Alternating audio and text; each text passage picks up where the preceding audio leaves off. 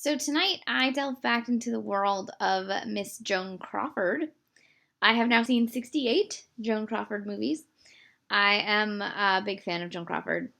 So this one, I actually have the novel that this film is based on. It's called Above Suspicion. And the novel came out in 1941. The film came out in 1943. But the events in both the novel and the film are set in 1939. And they're based on the real-life exploits of author Helen McInnes and her husband Gilbert Hyatt. I don't know how to say that. Who essentially, they were Americans in England, and they were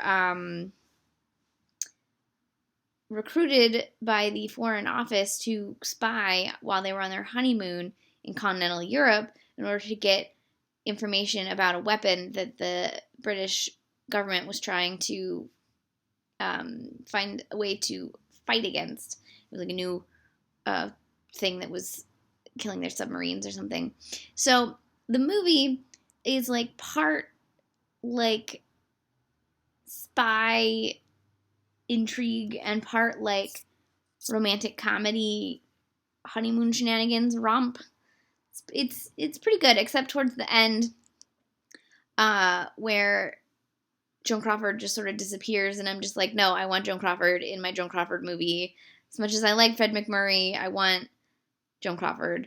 Also in the film is Basil Rathbone. He's very good. And the final film performance of Conrad Veidt, best known from Cabinet of Dr. Caligari and The Last Laugh. He mostly played Nazis when he came to America, obviously most famously in Casablanca. In this case, he did not play a Nazi. He went out not playing a Nazi. He actually has this great line where Fred MacMurray asks if he's German, and he says no, Austrian, and then Fred MacMurray goes, isn't that the same thing? And he's like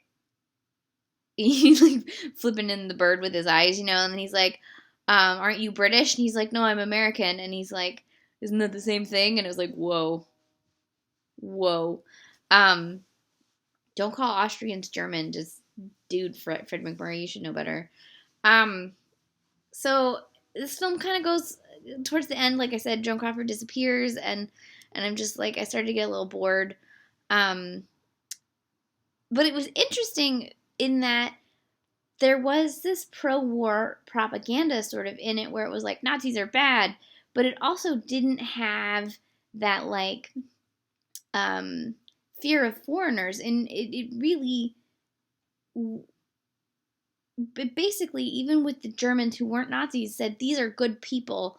They just are stuck with this terrible government right now, and it's not fair to judge all Germans based on the Nazis. And that's an interesting thing to see, because in a lot of the like sort of propaganda films from this era, it's very like xenophobic and very like everyone who's not like us is bad. But this was also from sort of, I guess, because it was based on a real, her real life exploits. She could say like, these people weren't terrible. I know, I saw them. I don't know. The director is Richard Thorpe. He's done a handful of things. He worked a lot in MGM. He did Night Must Fall with Robert Montgomery. It's a really, really, really good one if you haven't seen Night Must Fall. He got an Oscar nomination for that. So this was also Joan Crawford's last film at MGM. And like I said, she sort of disappears halfway through the film, or not halfway through the film, towards the end of the film. And it's not a very challenging role for her. Like, I felt like it didn't feel right. It didn't feel like a Joan Crawford role. It felt like it should have been, like, I don't know, someone sunnier. Just, as much as I like Joan Crawford in her, like, comedy mode, this wasn't the right sort of comedy mode for even Joan Crawford comedy.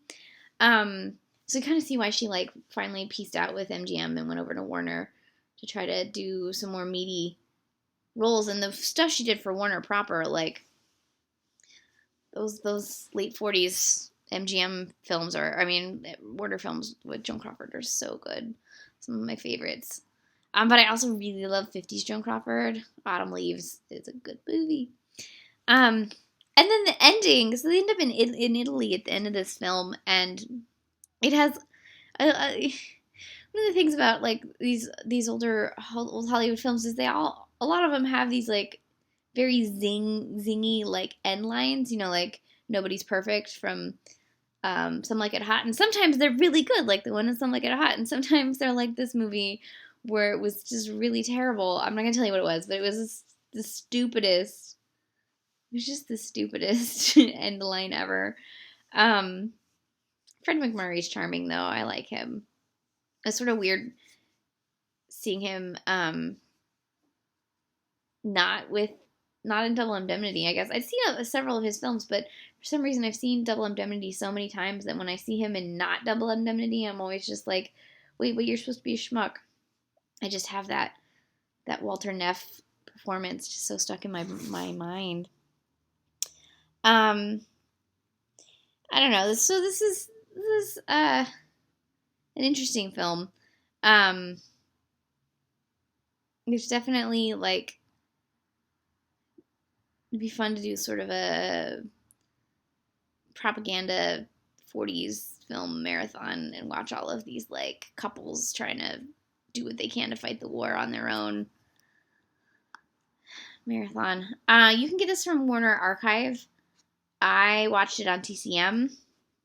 But if you want to own it, if I've made you feel like you need to see Above Suspicion, you can get it from Warner Archive. Again, it's from 1943. I'm going to go to sleep now. I've actually been awake since like 4:45 this morning, and I don't know how I'm alive right now, to be honest. I'm so tired. And look, half my eyeliner is gone. But real quick, I want to show you guys my cat. Look at this poor kitty. Oh, she's asleep. She just got herself fixed. So she has to wear that so she doesn't lick her stitches. Poor little baby. It's been kind of fun watching her walk around and she bumps into things. But,